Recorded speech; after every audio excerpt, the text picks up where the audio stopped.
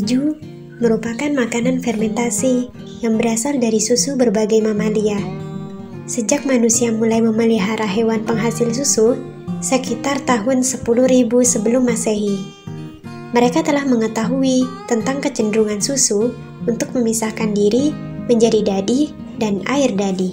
Saat susu asam, ia terurai menjadi dadi, gumpalan fosfoprotein, dan whey, cairan abu-abu berair yang mengandung laktosa, mineral, vitamin, dan lemak.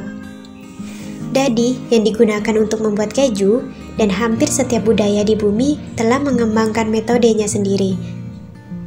Satu-satunya pengecualian utama adalah negeri Cina dan Amerika kuno. Keju bisa dibuat dengan menggunakan susu pasteurisasi atau susu mentah.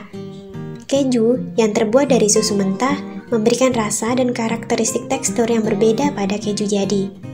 Untuk beberapa varietas keju, susu mentah diberi perlakuan panas ringan, di bawah pasteurisasi, sebelum pembuatan keju untuk menghancurkan beberapa organisme pembusuk dan memberikan kondisi yang lebih baik untuk kultur keju.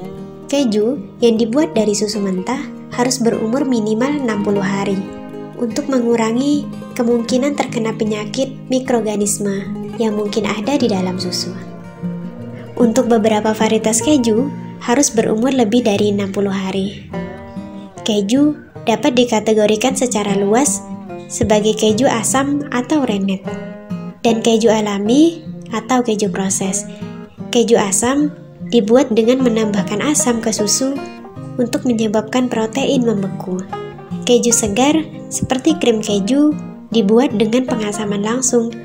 Istilah keju alami adalah istilah industri yang mengacu pada keju yang dibuat langsung dari susu. Proses pembuatan keju proses alami ditambah bahan lain yang dimasak bersama untuk mengubah sifat tekstur dan meningkatkan umur simpan. Berikut adalah proses pembuatan keju yang umum digunakan industri. Bahan utama keju adalah susu.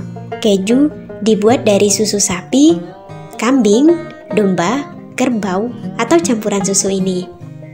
Melansir dari Milkfest, jenis koagulan yang digunakan tergantung pada jenis keju yang diinginkan.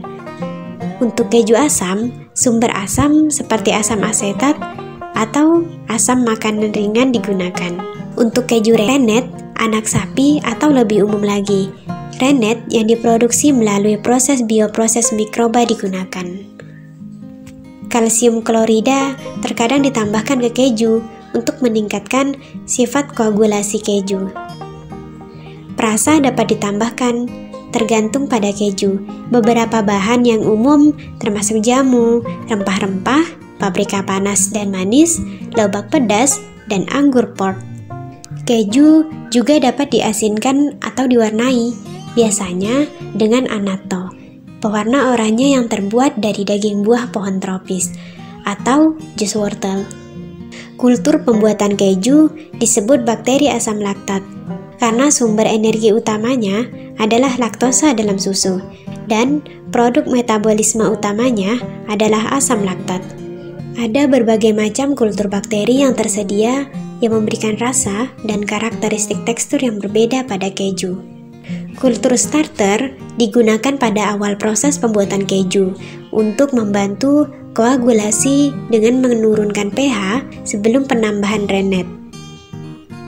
Metabolisme kultur starter menyumbangkan senyawa rasa yang diinginkan dan membantu mencegah pertumbuhan organisme pembusuk dan patogen. Kultur tambahan digunakan untuk memberikan atau meningkat karakter tambahan, digunakan untuk memberikan atau meningkatkan karakteristik rasa dan tekstur keju. Kultur tambahan yang umum ditambahkan selama pembuatan termasuk Lactobacillus casei dan Lactobacillus plantarum untuk rasa dalam keju cheddar. Kultur tambahan juga dapat digunakan sebagai apusan untuk mencuci bagian luar keju yang terbentuk.